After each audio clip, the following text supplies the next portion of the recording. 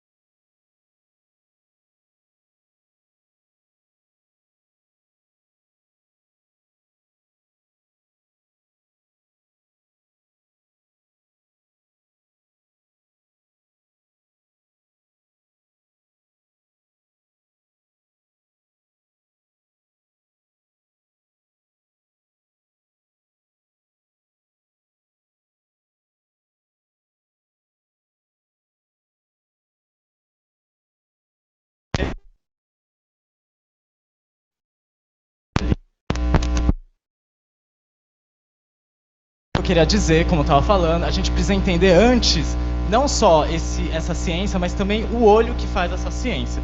Pensar que, na verdade, todo olhar científico ele está calcado num tempo, numa cultura e numa história. Ou seja, o ano é 2014, o olhar que fala de uma pessoa que é brasileira, que é filho de imigrantes, mas no final das contas é de humanas. Então é um pouco nesse misturar, nessa trajetória que eu quero apresentar os dados que eu quero falar.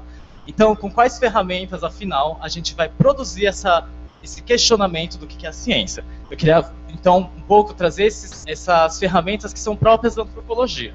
Então, o que acontece? Quando os antropólogos vão pesquisar ciência, a gente vai fazer da mesma forma que a gente faz quando a gente vai pesquisar grupos urbanos e quando vai pesquisar aldeias indígenas. Muitos aqui, principalmente por conta da matriz africana que existe em Salvador, vai lembrar dos trabalhos de Pierre Verger. Pierre Verger, que foi um grande estudante, um grande pesquisador do candomblé, o que ele vai fazer? Vai morar com os grupos, vai comer com os grupos, vai entender, vai experienciar. Então, o que eu quero usar nessas ferramentas para um pouco questionar essa ciência ou para mostrar como que ela vem sendo feita? Eu quero observar, eu quero entender e eu quero, sobretudo, estranhar esse olhar que aparece em 2014, naturalizado, onde que a ciência é algo que vem de cima para baixo. Então vamos lá, eu queria junto com vocês passar esse relato um tanto quanto interessante. Inácio José da Silva, condenado pelo júri de Brotas de Macaúbas a 8 anos de prisão com trabalho por ter assassinado o menino em 1888. Diz este menor que, por ocasião do crime, tinha de 11 para 12 anos, mas que, para poder condená-lo, o júri atribuiu-lhe 15 anos. Não pude examinar o processo, mas da guia que acompanhou a penitenciária, consta realmente que ele tinha 12 anos e, a julgar pela aparência, não podia ter mais. Pouco valor pode ter para nós a narração do crime feita pelo menor, que pretexta como causa uma luta entre o irmão e a vítima, mas o exame atual é bastante instrutivo. É filho natural, tem 5 irmãos, a mãe havia abandonado o pai, que depois disso casou-se com outra mulher. Eles, os irmãos, moram com a avó materna, mas eram sustentados pelo pai. Ocupavam-se na lavoura e, como os irmãos, não tinham instrução alguma, apesar de haver escola primária na localidade. É mulato claro, com conformação craniana facial assimétrica, hiperbracicéfalo, com índice cefálico de 88,13, as orelhas muito destacadas do crânio e mal conformadas, a abóbada palatina profundamente escavada, gago em extremo. É de cinismo a toda prova. Fala dos seus crimes rindo-se e comentando-os com pretensões a espirituoso. Também é pederasta, passivo, ladrão, jogador e bêbado. Como se não pudesse piorar o relato, né? Aí, as medidas cefálicas dão as seguintes indicações. Eu queria só, na verdade, apontar, na verdade, isso aqui, ó, a circunferência ofironaímaca, enfim. A transversa biauricular, ou seja, são elementos de antropometria, né? Este menor, apesar de muito claro, tem caracteres inferiores muito, um índice cefálico hiperbracicéfalo, um índice nasal muito palirrino, um arco parietal muito fraco. Eu quero trazer esse relato, na verdade, esse longo relato que eu apresentei de Inácio, ele vai abrir a exposição porque ele vai surgir numa data muito interessante para a gente, ou seja, foi julho de 1894, há 120 anos atrás, defendia aqui na cidade de Salvador, Nina Rodrigues, a tese dele, As Raças Humanas e a Responsabilidade Penal no Brasil. Eu acho que é interessante a gente trazer Nina Rodrigues, porque Nina Rodrigues, nas suas pesquisas, ele tinha absoluta certeza do que dizia. É uma fala sustentada em seus anos de pesquisa, observação e achados científicos, baseados no contemporâneo conhecimento do estudo da moral, da antropologia e da medicina. É uma época onde os conhecimentos não se apresentavam especializados, onde a gente não existia psicologia, medicina ou antropologia. Nina Rodrigues junta elementos do que hoje a gente vai chamar de pensamento racista, né? Então, o que ele vai juntar? Dados comparativos antropométricos e um pensamento de que a humanidade tinha uma diferença. O que eu gostaria de falar, porque 6 anos após a abolição da escravidão, é esse o questionamento que Nina Rodrigues apontava. É sempre a partir de uma demanda da sociedade que os pesquisadores começam a fazer. Qual que era a dele? Oxalá a consciência exata da superioridade que nos assiste nesse particular possa guiar o legislador brasileiro na confecção da nossa legislação criminal, da qual não se possa vir a dizer nunca que, mesmo para o seu tempo, já era ruim e atrasada. Para Nina Rodrigues, então, uma legislação criminal que tratasse de forma igual brancos e negros era errada. Como uma raça superior, deveriam, sim, os brancos, dotados do conhecimento científico, tratar os negros de forma diferenciada para que adequassem as suas leis para o seu contexto de limitação antropofísico do negro. Ou seja, é sempre essa consciência do homem branco, cientista, que deve dizer como que deve ser tratado judicialmente o negro, que foi recém-liberto da escravidão e tinha essa necessidade de inseri-lo dentro da sociedade. Aí que eu acho que é interessante, é um ponto que vai levar a gente para um pouco mais longe. Nesse momento, há 120 anos atrás, o negro entra na questão de política nacional para uma inserção diferenciada, né? É um pouco para a gente pensar. Então, o que eu queria fazer?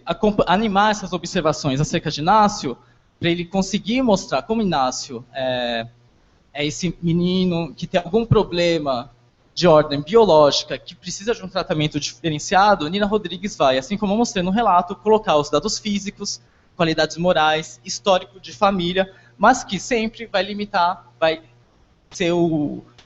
ser piorado um pouco por essa característica. Apesar de, muito claro, tem caracteres inferiores muito acentuados. A gente está aqui nesse contexto que todo mundo conhece, da miscigenação e das teorias da degeneração da moral. Dados, então, esses que vão tornar Inácio em um ser incapaz, mas vão transformar Nina Rodrigues em um grande cientista. Eu acho que isso que é importante. Inácio vai se tornar um inválido moral e Nina Rodrigues vai se tornar o grande cientista por mostrar como, afinal, esse índice de 88,13 determina a forma como Inácio se torna um incapaz perante a sociedade.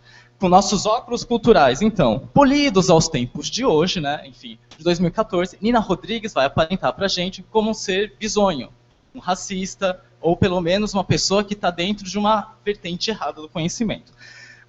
A gente pode até pensar nos dias de hoje que é um absurdo imaginar que o homem branco seja superior ao negro. Mas até que ponto, então, essa imagem desse cientista fica estampado em livros de história da ciência, ele não tem a ver, então, com o modo como a gente pensa o lugar do intelectual ou especialista, que insiste, então, que vai dizer para a gente como devem ser tratados os grupos humanos e os grupos não humanos. E é essa provocação de fundo que eu quero fazer nessa exposição. Eu quero pensar sobre o local do cientista, o local do intelectual, o local desse profissional que nos dias de hoje, independente da raça, tem então o seu local de poder. Então aqui, eu queria antes, né, vamos pensar um pouco esse lugar do Nina Rodrigues. Nessa pequena obra, eu acho que o que o Nina Rodrigues faz, que é muito importante para a gente, ele vai mostrar como existe já um casamento e um diálogo antigo e anterior entre as ciências jurídicas, aquela que vai dizer o que é o correto, como que devem ser feitas as coisas, e as ciências da vida, aquelas que vão dizer o que é verdade, o que é realidade.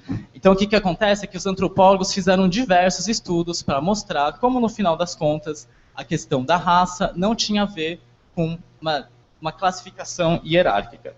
Ou seja, não era a antropologia cultural, vai ficar, na verdade, martelando desde sempre que a questão da raça é uma diferença simplesmente pictórica de pele, mas não de moral ou de inferioridade biológica, né? Ou seja, lembrar que uma diferença... Eu acho que é aqui que a gente começa, dentro da antropologia, a dissociar muito, até perder o pé dos estudos ligados na área de biologia. Então, a gente não tem mais esse pé, a gente dividiu, então, entrou numa divisão muito grande do que a gente chama de soft sciences, que vão estudar as ciências do homem, das representações da hard sciences. E a partir um pouco desse ponto que eu gostaria de também apresentar outro elemento para a discussão. Desde o final da década de 80, existe um grande debate na academia que vai começar a contestar esse tipo de divisão. Ora, não existe. Desde Nina Rodrigues, a gente começa a perceber que tem uma dificuldade para falar sobre o outro, descrever e categorizar o objetivo, esse dado empírico do hard science. Desde a década de 80, a gente vai começar a insistir que essa divisão entre soft sciences e hard sciences, daqueles que vão estudar a sociedade e daqueles que vão estudar a biologia, na verdade, no final das contas, não passa de uma construção social, né?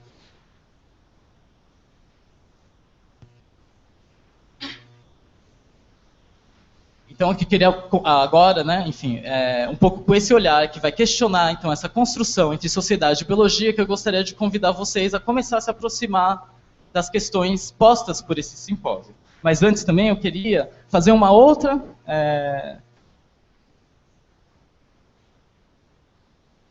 consideração para a gente continuar polindo esse nosso olhar. Eu queria ler com vocês uma citação que para muitos de nós já é bem conhecida. A sociedade brasileira vive um processo crescente de medicalização de todas as esferas da vida. Entende-se por medicalização o processo que transforma artificialmente questões não médicas em problemas médicos. Problemas de diferentes ordens são apresentados como doenças, transtornos, distúrbios que escamoteiam as grandes questões políticas, sociais, culturais, afetivas que afligem a vida das pessoas. Para quem conhece, esse é o trecho do manifesto do Fórum sobre Medicalização da Educação da Sociedade. Mas ele já vai mostrar para a gente um ponto perigoso se a gente quiser embarcar nesse experimento científico. Ora, não há como se estamos passando do pressuposto de questões que a biologia, a sociologia e a sociedade em si são questões que se constroem concomitantemente, mas não são dados empíricos e brutos, eu também não posso ficar colocando o meu pé dentro de macrodados como grandes políticas sociais ou culturais. Então, o que é preciso? É necessário desconstruir esses macroconceitos e duvidar que existam grandes problemas de ordem social. Ou que ao menos, eu acho que isso que é interessante, é que essas grandes forças não são verticais, elas não vêm de cima para baixo, mas elas são composições, elas são arranjos de poderes que viabilizam uma certa forma específica de pensar e agir. Ou seja, vamos largar a mão de pensar que existe uma teoria dissociada da prática, né? Aquela velha coisa que o professor no final do curso fala para vocês, na prática vocês vão ver que é diferente. Isso é uma falácia. Se na prática você vê que é diferente, é porque a sua teoria é outra na hora de agir. Então, para viabilizar um pouco a elucidação dessa composição contemporânea, que a gente vem chamado de processo de medicalização, então eu vou elencar alguns elementos não conexos entre si. Aí eu vou fazer um grande brainstorm aqui, eu espero que vocês consigam acompanhar, que vai mostrar como esse arranjo contemporâneo vai mostrar o que são essas grandes questões políticas sociais. Essa estratégia, então, eu vou utilizar para a gente evitar essa naturalização, que ora vai falar para a gente que são de ordens biológicas, ora vão falar para a gente que são de ordens sociais. A gente fica nesse embate, né, de cada um tomar uma posição. Eu quero levar, principalmente por conta da proposta desse simpósio, a gente a pensar para além dessas grandes dicotomias, que é aí onde o ser humano vive, né? A gente vive para além dessas categorias que a gente pensa. A partir de agora, então, eu quero fazer com vocês duvidar a todo momento quando cultura, sociedade e biologia forem justificativas para os processos que devem ser justificados. A gente não pode chegar numa comunidade terapêutica e falar que eles conseguem fazer algum tipo de benefício à saúde mental daquela população, porque já existe uma cultura do cuidado. É a cultura do cuidado que precisa ser explicada antes de ela ser justificada. Ou como a velha máxima, então, para continuar com essa questão de desconstruir a sociedade e a biologia, a gente precisa repensar como se fosse naquela velha máxima: there is no such a thing as society. A época da onde essa senhora fala é o final da década de 80, essa é a Margaret Thatcher, e essa frase de que não existe essa coisa de sociedade vai nos remeter a um ponto interessante. Ela vai nos ajudar a desconstruir a sociedade como entidade real e analítica. Eu acho que é isso que a gente precisa pensar aqui. E vai nos colocar num tempo em que esse social começa, das questões da medicalização, que é o nosso recorte aqui específico, vão começar a tomar uma nova configuração. Essa desconstrução do imaginário da sociedade pela Margaret Thatcher está associada a uma coisa muito específica. Foi classificada pelos sociólogos, diversas linhas de pesquisa, como NPM, New Public Management, ou Nova Gestão Pública. A nova gestão pública ela vai trazer uma promessa de modernização dos serviços por meio da incorporação de elementos exitosos da gestão privada. Eu acho que a gente vai entrar daqui a pouco em eleição, em campanha eleitoral, já estamos, né, que eu não acompanho, e a gente vai sempre lembrar isso. Melhorar os serviços públicos com visão de mercado. O cidadão como consumidor de serviços públicos eficientes e eficazes. Eu acho que é interessante do New Public Management é que ele vai ser uma ferramenta que vai, de repente, trazer para a gente diversos elementos que a gente vai considerar neoliberais. Eficiência, tecnocracia, Estado mínimo, qualidade, transparência, objetivos, resultados, accountability. Né? Esse accountability que a gente não consegue traduzir até os dias de hoje. E que vai ser, no Brasil, importado em 1995, com o plano diretor da reforma do aparelho do Estado. Para quem não lembra, 1995, acho que quase todos lembram, vai passar a transição de uma grande crise político-monetária brasileira, que é a instituição do real, mas junto com isso vai trazer esse plano da reforma do aparelho do Estado, que, de acordo com seu idealizador, Décio Pereira, vai fazer uma administração pública gerencial que tem como característica fundamental estar voltada para o cidadão usuário, que faz o controle através de resultado e não de procedimentos.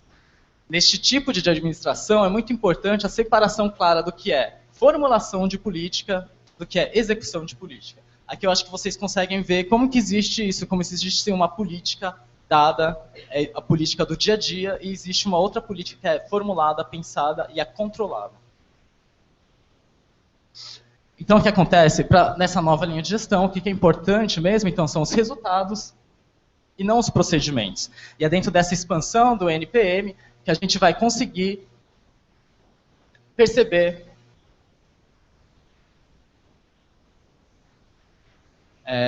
uma nova ordem de instituições, é com esse novo NPM que a gente vai ver uma série de instituições novas que vão surgir no cenário internacional, e agora eu quero falar sobre vocês dos CROs, Clinical Research Organization. Essas empresas, organizações de pesquisa clínica, que são feitas para empresas biomédicas, como grande fundo, acho que vocês podem imaginar, a indústria farmacêutica. O modelo dessas instituições, então, vão ser feitas a partir desses hospitais e escolas, que são antigos pontos de referência. Hospitais e escolas que vão fazer o atendimento da população, ao mesmo tempo que fazem pesquisa. O que acontece é que, tanto as pesquisas da fase 3, quanto as pesquisas clínicas da fase 4, que são as últimas que são feitas antes de entrar no mercado, demandam de muitas pessoas para fazer. Você precisa de muito sujeito de pesquisa, muito voluntário. O que acontece é que se torna inviável ser feita dentro de um hospital-escola. Então, o que vai acontecer? A gente inventa, no final da década de 90, tem um grande boom das CROs que vão mundo afora pegar pessoas, muitas pessoas, para fazer esse tipo de pesquisa. Esse modelo que vai ser criado, principalmente no meio da década de 90 nos Estados Unidos, começa a crescer exponencialmente em lugares onde você não imaginaria. África, China, Índia. E que vão trazer...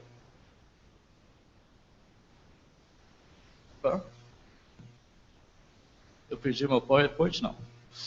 E que vai, na verdade, exportar um pouco de uma nova metodologia do fazer científico, que são esses Clinical Research Trials, ou seja, teste de pesquisa clínico, que eles vão passar a ser internacionais, e independente do lugar que você faça, é a mesma metodologia, é o mesmo insumo e é o mesmo tipo de medicamento que vem ser atestado.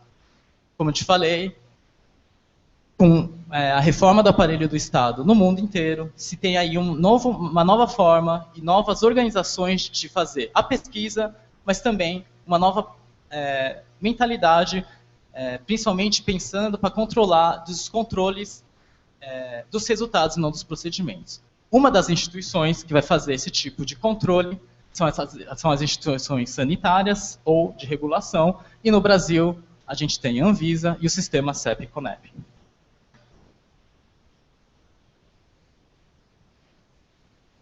Eu acho que é interessante porque o que acontece é porque com essa internacionalização dos CROs, a gente tem uma criação de uma humanidade onde todos vão ser voluntários de pesquisa para salvar a humanidade de grandes problemas e de grandes doenças, né? Então a gente vê essas campanhas que vão falar de como que o cidadão africano vai ajudar a combater o câncer, de como prostitutas indianas vão ajudar a combater a AIDS participando desse tipo de projeto, desse tipo de pesquisa, e cujas instâncias reguladoras nascem no bojo, né? Então eu vou falar um pouco do sistema CEP-CONEP, que quando surge, em 1996, tem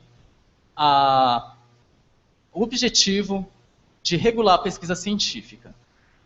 E aqui é interessante a gente notar como essas instituições, ao se criarem, elas vão criando dentro de si dicotomizações. E aqui eu vou falar sobre como que o processo de criação do sistema CEP-CONEP foi visto por uma executiva de uma dessas CROs. Eu vou ler aqui.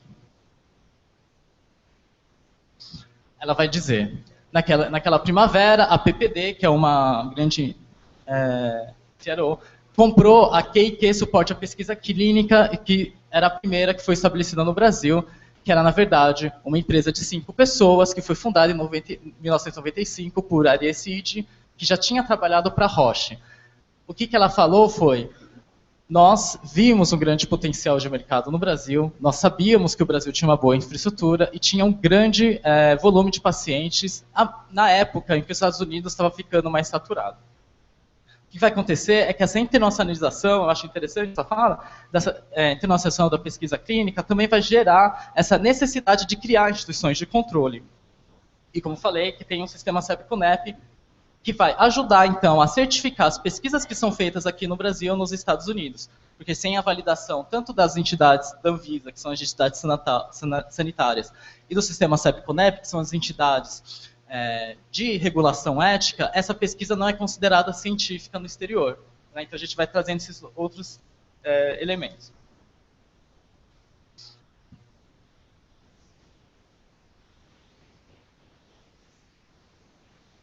Aí ela vai falar assim, não. Aí ela vai lembrar também que tudo vai começar, a entrada das Clinical Research Organization começa então em 1996, quando o Brasil entra no cenário internacional da pesquisa clínica com a adoção do que a gente chama International Conference of Harmonization Guidelines, que são orientações internacionais para a realização desses testes clínicos internacionais. Ou seja, esse tipo de pesquisa vai tomar um enorme impulso, principalmente em 1999, quando há, pela FDA, que é a Anvisa dos Estados Unidos, a derrubada de uma antiga orientação que proibia a propaganda direta para o consumidor e eles vão criar esse Direct to Consumer Advertising, que na verdade é a propaganda direta para o consumidor.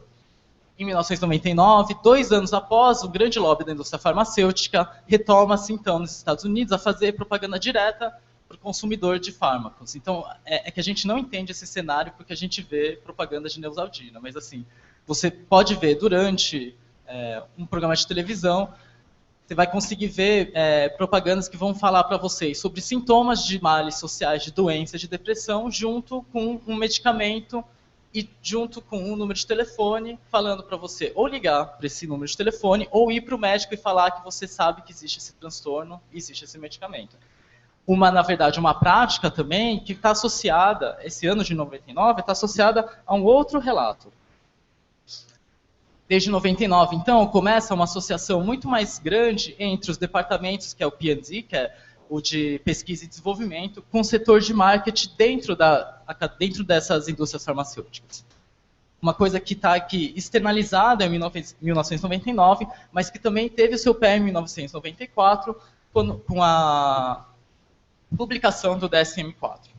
Eu acho que aqui é interessante porque a gente vai ver como isso vai mudar o cenário estadunidense de pesquisa. E eu quero falar que isso vai mudar nos Estados Unidos, a associação do Departamento de Pesquisa e Desenvolvimento com essa de marketing, onde as indústrias farmacêuticas vão passar a competir no mercado atrás de novas substâncias que vão, na verdade, salvar ou desenvolver terapêuticas para as populações.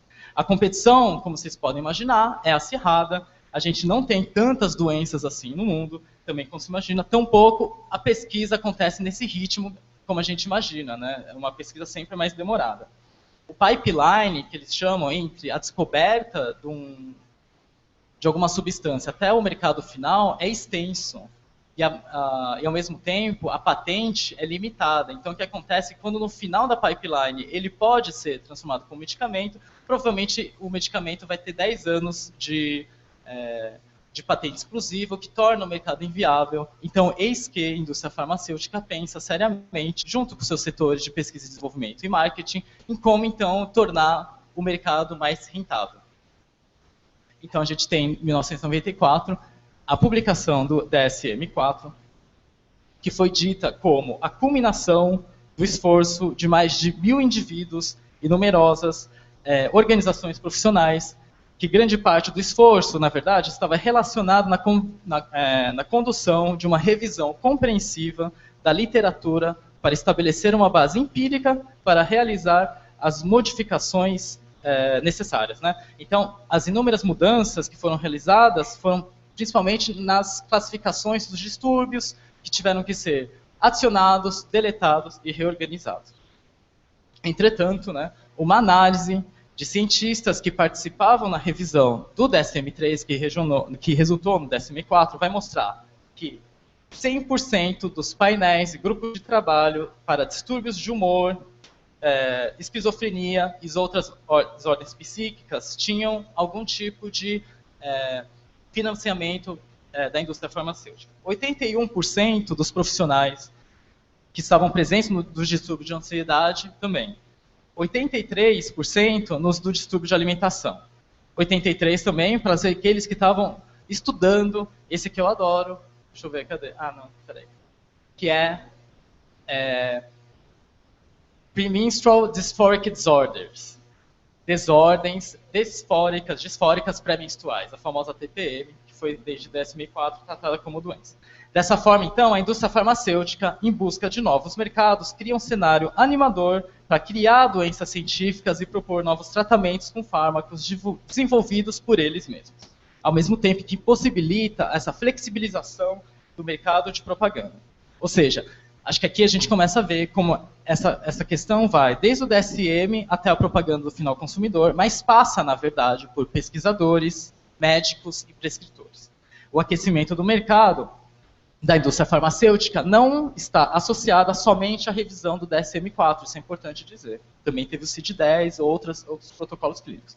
Mas, sobretudo, há um conhecimento específico que começa a ser elaborado entre marqueteiros e cientistas e começa a gerar esse novo perfil de profissional, que eu acho que a gente conhece alguns elementos, que são esses profissionais pesquisadores que estão ligados à área de saúde, mas têm uma visão de mercado neoliberal muito forte, focado em marketing. Ou como mostra a Pfizer, esse é um relatório da Pfizer, que é publicado para os seus acionistas, eles vão falar: integrando ciência e mercado, continuamos focando em áreas onde podemos entregar o melhor impacto comercial e encontrar necessidades dos pacientes, incluindo, acho que as três últimas que são a mais importante no cenário contemporâneo, neurociência e dor, vacinas e doenças raras. Aqui eu acho que é interessante que não é parte do pressuposto da antropologia contemporânea é não acessar um conhecimento que não existe, mas é de dispor esses diferentores numa conformação que ajuda a gente a estranhar. Ou seja, isso não é um documento secreto. Eles estão falando que para você tornar o mercado mais robusto é necessário, além de torná-lo mais rentável, é também necessário entender as necessidades dos pacientes.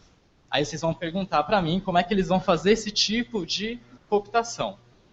A pesquisa científica, ou seja, aqui é declaradamente em áreas com potencial financeiro, como eles bem dizem. Mas uma forma, na verdade, de gerar essas demandas vai ser, então, uma sedução dos próprios, do que eles vêm chamando, dos grupos de paciente, que precisam ser também cooptados, além dos profissionais de saúde, para conseguir formar esse mercado de demanda e necessidades. Né? Ou como mesmo esse portfólio vai dizer, colaboração inovadora entre a indústria e as organizações de pacientes são vistas como necessárias para possibilitar a translação da ciência básica em potenciais novos tratamentos. Pacientes têm sido, isso eu estou citando, estou lendo aqui traduzido, pacientes têm sido, há tempo, poderosos advogados no lado do tratamento desse contínuo. Advogado do termo em inglês advocacy, militantes. Ou seja, eles militam para conseguir esses tipos de tratamento. Quando chega ao Brasil, então, o que esse modelo de pesquisa vai encontrar, além de um campo de modernização de instituições e de setores, como da Anvisa e do sistema CEP-CONEP, ele vai também encontrar esse mercado iminente, como ela vai dizer, como a Sandy, da Buckley, vai dizer, que vai ter uma grande infraestrutura, muitos pacientes, quando os Estados Unidos estavam perdendo esse tipo de paciente. Porque, na verdade, quando você vai participar de um ensaio de teste clínico, você não pode participar mais de uma vez. Então, eles precisam do que eles chamam de corpos virgens, que nunca foram testados com fármacos para conseguir controlar as variáveis. Então, além de você ter esse cenário, o Brasil, então, vai ser, para esses analistas do mercado de saúde, de pesquisa clínica, um país excepcional, porque ele vai ter um estilo de vida ocidental, onde grande parte das doenças estão associadas a doenças de velhice, alcoolismo, tabagismo, diabetes, hipertensão. E um continente onde vai ter uma variedade étnica, um sistema público de saúde deficitário, mas universal, que conta com grandes hospitais, profissionais de qualidade em instituições públicas, em instituições e de instituições públicas, né, o que facilita, na verdade, o recrutamento, eu ia falar cooptação, não é cooptação, gente, o recrutamento desses pacientes, sujeitos de pesquisa, para participarem desses testes clínicos, e também uma coisa que vem sendo denunciada, ou pelo menos apontada há um longo tempo.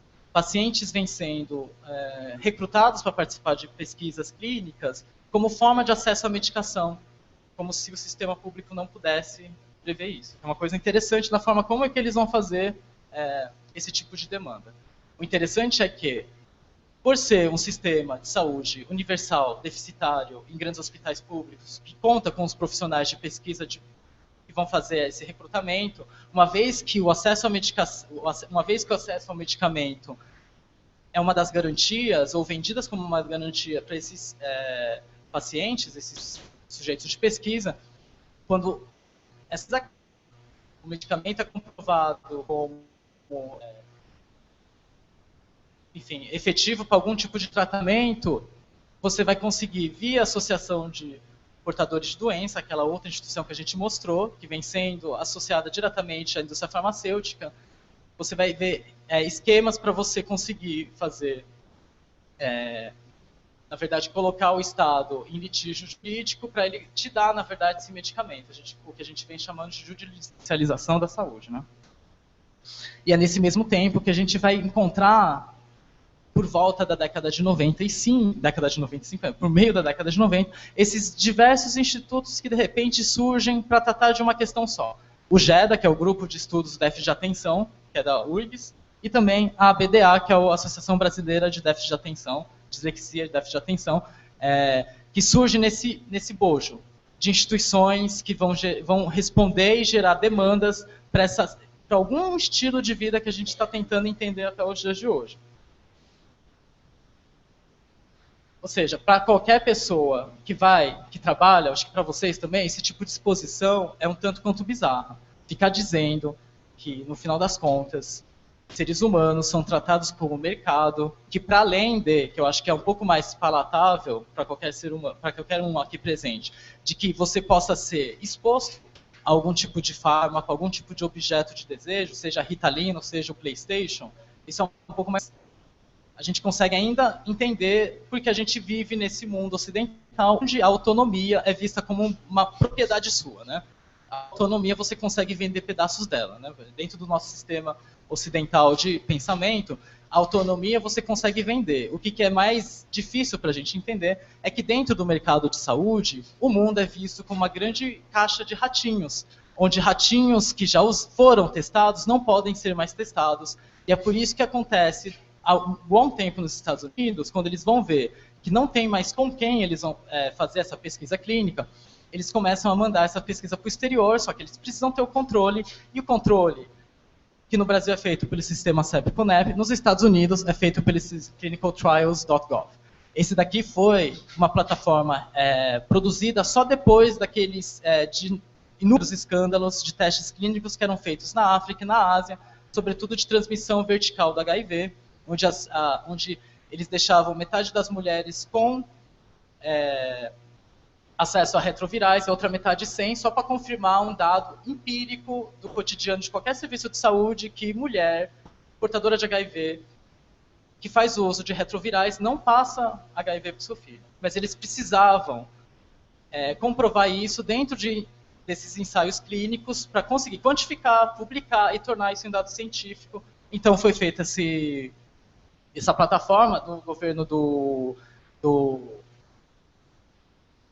Clinton ainda, onde, se a gente colocar, até hoje, a DAD, que na verdade é o TDAH, e Brasil, a gente vai ter a listagem de 14 testes clínicos que vão estar diretamente ligados a uma única universidade, um centro de pesquisa, que é o Programa de Transtorno de Déficit de Atenção e Hiperatividade. Aqui eu não quero mostrar esse caso como denúncia, eu só quero mostrar como, para os Estados Unidos, as pesquisas feitas no Brasil são de fase clínica, fase 4, né, estudos clínicos fase 4, que vão entrar, na verdade, como uma validação de um psicofármaco para entender o tratamento do TDAH, mas que no Brasil isso gera 3 insumos. Eles vão gerar, além do relatório que é enviado para os Estados Unidos, que vão comprovar a eficácia e a segurança desse psicofármaco, também vão gerar publicações, inúmeras citações científicas que vão ajudar a regimentar e tornar, na verdade, nesse processo que a gente está tentando fazer aqui, de polir os olhos, vai polir os olhos desses pesquisadores, comprovando que o TDAH, além de existir, ele pode ser curado. Ou seja, a gente está sempre nesse jogo onde um único objeto vão gerando inúmeros objetos e sempre para fora. É um pouco essa lógica que a gente vai encontrando. Ou seja, eu acho que o interessante é porque com esse New Public Management, a gente vai encontrar essa correlação entre indústria, CROs, fármaco, pesquisadores, doenças e artigos científicos em torno de uma visão, não do dinheiro, mas de como fazer dinheiro. Acho que isso é importante. Não é uma questão do que o dinheiro é uma coisa ruim em si, mas é importante lembrar como esses pesquisadores naturalizaram suas práticas voltadas para o mercado, voltadas para o marketing, em prol do que eles chamam de conhecimento científico. Aqui não há como negar que uma pessoa que trabalha na Pfizer não tenha certeza de que o que ela faz é salvar vidas. Né? Sempre essa coisa, né? Lembrando que eles vão sempre usar desse argumento, porque na prática a teoria é outra, vão começar a utilizar desses artifícios que vão dissociar como se uma prática qualquer prática não fosse imbuída de uma grande teoria. E aí que eu acho que a gente vai entrar nessa questão que é principal para a gente. Junto com essa exposição da crise da sociedade que o New Public Management vai fazer, ou seja, que na visão do mercado farmacêutico há muitas doenças subtratadas, há muito sofrimento, o conhecimento científico não vira em tratamento na ponta, eles vão fazer esse tipo de conformação onde indústria, CROs, fármacos, pesquisadores, doenças e artigos científicos vão trabalhar em rede para conseguir acelerar o conhecimento científico. Isso vai também replicar ou respingar no próprio paciente. Hoje em dia, não basta ser doente, você precisa expressá-lo em cartazes, camisetas, blogs, sites, fanpages, ou seja, a sua doença não é algo que você carrega para dentro. Até a teoria que a gente utilizava, até pelo menos a década de 90, para mostrar como a construção social do doente, a construção social da doença, era a internalização dos estigmas sociais que existiam, fazendo um pouco daquela linha da lepra, onde os leprosos eram, né, eles eram colocados em um grupo, eles eram separados da sociedade, e que você passou a ter a internalização, um pouco de colocar para dentro de si essa doença, como foi um pouco o processo do HIV. Hoje em dia, não. Hoje em dia, você precisa falar. Eu sou disléxico, sou TDAH, eu sou soropositivo, deixa eu lembrar o que eu já vi depois. Eu sou velha. Você tem esses discursos de argumento que vão te colocar e vão te expor, é como se fosse um escudo. Eu acho que é isso que é interessante. A gente está passando aqui para potencialização, é uma sacada incrível isso, mas eles estão potencializando a doença e o sofrimento como forma de inserção da sociedade. Né? Eu acho que isso é interessante a gente falar. Isso que na verdade, um efeito estético, político e científico que a gente consegue visualizar em formulários de ENEM, cursos, você especificar e evidenciar a sua especialidade. Né? Eu acho que é isso que a gente precisa repensar enquanto fórum, enquanto simpósio, para ir além. Por que eu digo isso? A indústria vai... Não, é aqui. Porque, de fato, quando você faz muito desse mercado todo focado nos resultados e não nos procedimentos, qualquer análise que for feita em cima dos procedimentos vai mostrar que ela é falha. Esse daqui, na verdade, é o Boletim Brasileiro de Avaliação de Técnicas em Saúde, que é o BRATS 23, que fez uma análise sobre a literatura e as pesquisas realizadas em metilfenidato para tratamento do TDAH no mundo inteiro e que vai mostrar isso. Eu só quero ler isso. O relatório todo é interessante porque ele vai mostrar até mesmo como é deficitário o argumento criado, porque eles não conseguem criar, por argumentos secundários, um texto homogêneo, porque é tudo fragmentado, né? Ora é isso, ora aquilo. Mas eles vão dizer, as evidências sobre a eficácia e a segurança do tratamento com metilfenidato em crianças, em geral, têm baixa qualidade metodológica, curto período de segmento e pouca capacidade de generalização. Além disso, a heterogeneidade entre os estudos foi um dos problemas mais frequentes nas revisões sistemáticas selecionadas. Eu acho que aqui a gente consegue mostrar que quando avaliado nos seus procedimentos e não nos resultados, os dados científicos tornam-se frágeis, mas mantêm essa aparência e essa gramática do científico, que são apresentados em números por pesquisadores, que tiram fotos de terno, são postados em sites estrangeiros e são validados por grupos de pacientes. Ou seja, esse dado científico, ele caminha em diferentes plataformas, é isso que eu estou tentando falar, que esse que é um pouco essa composição estética, política, científica. Nesse ponto, então, eu acho que a análise do que a antropologia da ciência podia falar acaba. Mas eu acho que parar nesse ponto, num simpósio que promete ou propõe, e além da crítica, vai apenas reificar uma imagem que eu quero tentar desconstruir com vocês, de que dentro dessa questão da ciência existe um lugar para ser contra ou a favor. E é necessário, então, eu queria um pouco propor para você que como essa lógica que a gente tem, que para qualquer um aqui presente, é nefasta desse processo de transformação, cooptação da sociedade, cooptação da indústria, cooptação dos próprios, no final das contas, a cooptação até do próprio princípio ativo, né? Do próprio metilfenidato que está lá quieto. Enfim, se a gente pensar nessa lógica, o metilfenidato não precisa estar dentro do circuito do TDAH. O metilfenidato podia estar no circuito do crack, podia estar no circuito da cocaína, porque são substâncias irmãs. Mas ele entrou no circuito do TDAH. Até o metilfenidato está sendo agenciado. Ou seja, dentro dessa discussão de ciência, não existe um lado do bonzinho e do mal. Então, eu queria um pouco propor para vocês essa reflexão, para vocês perceberem como no nosso dia a dia, essa lógica de mercado louca está presente até aqui. Então, eu vou fazer para vocês.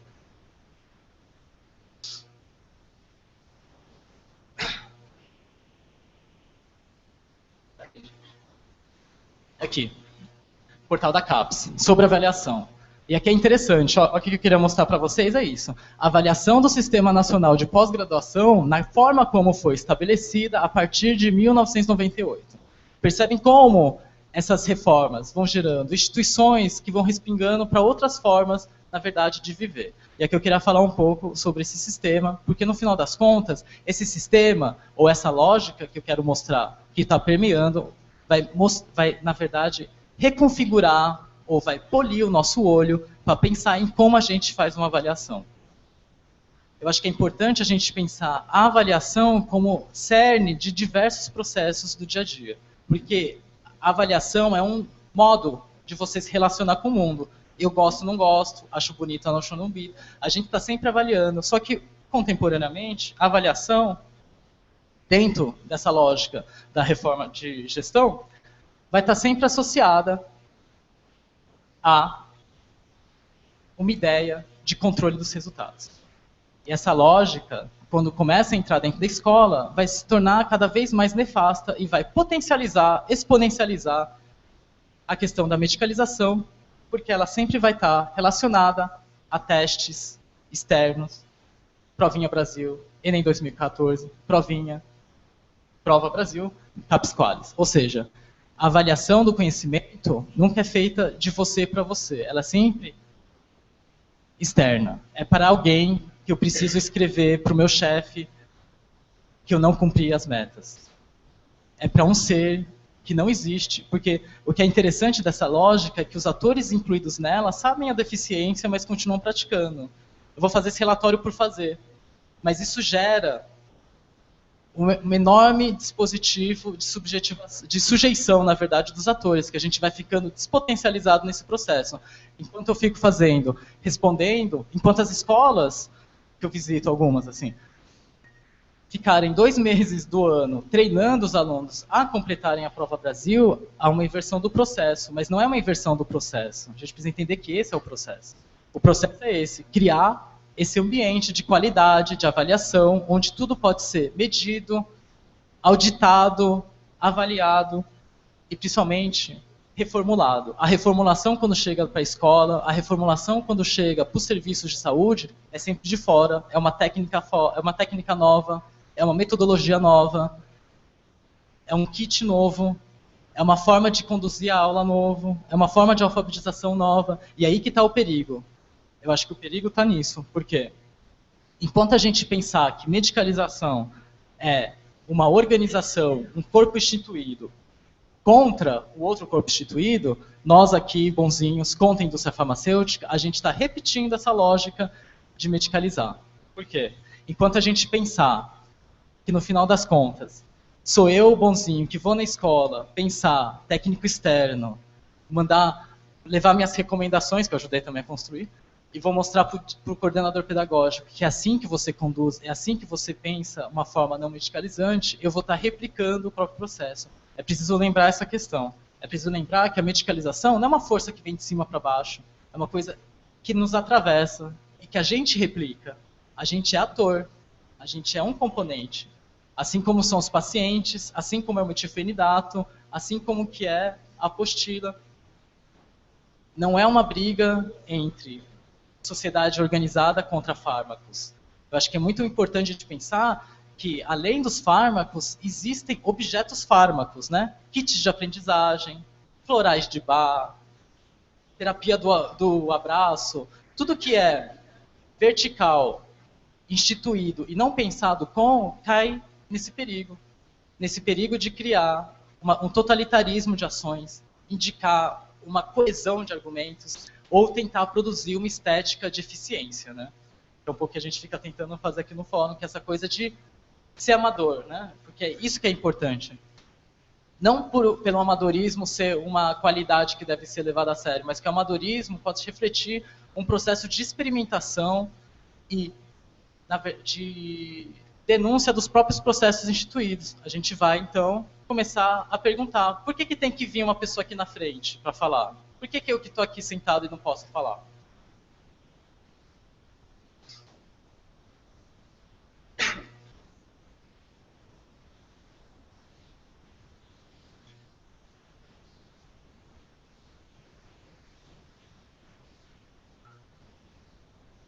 Lembrei.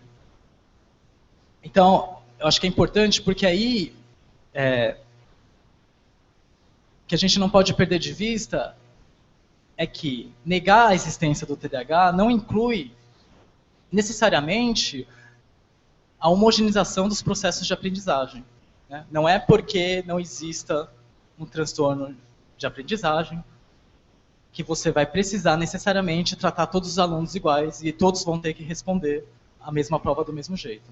Aliás, é um analisador quando você tem no próprio formulário de cadastro do Enem esses termos para você conseguir mais tempo, né? A gente está repetindo uma lógica, na verdade, a gente está potencializando uma lógica antiga de tratar a diferença, que eu acho que é isso que é interessante. Então, o que eu acho que é importante, vou repetir, porque eu deixei escrito aqui, lutar contra a medicalização não é uma luta de lados, mas é o constante questionamento desse totalitarismo de arranjos e pensamentos políticos, estéticos, científicos contemporâneos, do qual somos atravessados e replicados, né? Então a gente é usado como um dos polos desse processo de medicalização, e é por isso que a gente precisa rever sempre, porque nesse ponto, como há mais de 120 anos atrás, a gente está no mesmo lugar do Nina Rodrigues, tentando, então, adequar o desviante dentro das instituições que já existem. Essa diferença que incomoda e só pode participar das sociedades em alguns degraus abaixo do ser humano comum. É essa característica que se junta e potencializa a medicalização via fármacos como metilfenidato, ou ainda objetos fármacos, como eu estava falando, apostila, kits, orientação especial, que são desenvolvidos não para questionar o instituído, mas como porta de acesso desse instituído, como forma de reificação. Eu poderia imaginar, eu acho que isso é muito fácil, a gente vê quando a gente pega uma tabela de análise do Enem, que você consegue ver que o Enem existe e a inclusão existe via isso, via laudos, via acesso. Você consegue criar, é a questão do Nina Rodrigues, como você vai criar uma sociedade igualitária onde há diferença? A questão é essa, existe esse projeto de sociedade ainda? Acho que é isso que é interessante a gente sempre pautar. Lutar pela desmedicalização da vida, então, é esse exercício cotidiano de repensar o instituído, assim como combater os espaços de poder que todo momento tentam unificar e homogeneizar esses discursos, essas práticas. Né? Eu acho que é muito importante, a gente está sendo transmitido pela rede Humaniza SUS, mas toda essa retórica da humanização, quando ela começa a ser totalizante, ela não é fofinha, ela é totalitária. Né? Quando a gente começa a ver esses projetos que existem da obrigação da mulher reencontrar o parto com parto humanizado, se a gente imaginar isso enquanto prática obrigatória, a gente começa a entrar nesse lugar da elevação, assim que você vê no norte, a elevação de um ponto de totalitarismo, de um certo fascismo, onde, no final das contas, as mulheres são potencializadas, mas sempre com uma certa ferramenta, sempre dentro de uma certa prática, sempre dentro de uma certa lógica. Né? É por isso que é importante. Não existe entre nós, não existe para nós, ou não deveria existir, para a gente repensar nossas práticas, um inimigo. Né? Esse inimigo que você vai ter para todo sempre e contra quem você vai fazer as suas ações. Porque isso não gera potência, isso só gera ódio. Né? Enfim, a gente vê a sociedade, o cenário internacional como vem sendo alimentado por esse tipo de ódio, que no final são movidos por outros tipos de lógicas, né? Que não as declaradas. Eu acho que eu queria só trazer para vocês, então, esse tipo de pensamento que precisa ser incorporado nos nossos serviços do dia a dia. Né? Quando você quer compor, quando você não quer se opor, quando você quer ser parte do processo, não contra esse instituído, é sempre importante repetir isso. A gente precisa libertar a nossa ação política de toda forma de paranoia unitária e totalizante. Né? Essa coisa que é quando você vai para o embate, essa frase não é minha, do Foucault, mas quando você vai para o embate, essa necessidade de aniquilar o outro. O que me moveria a querer acabar com a indústria farmacêutica? Nada. A gente também tem que lembrar que a gente é processo dela, a gente é construção e a gente é resultado da sociedade que vivemos. Não existe pessoa desconectada dentro desse cenário que vai desde aqui até os Estados Unidos para refletir e pensar o que são esses distúrbios de aprendizagem. Obrigado.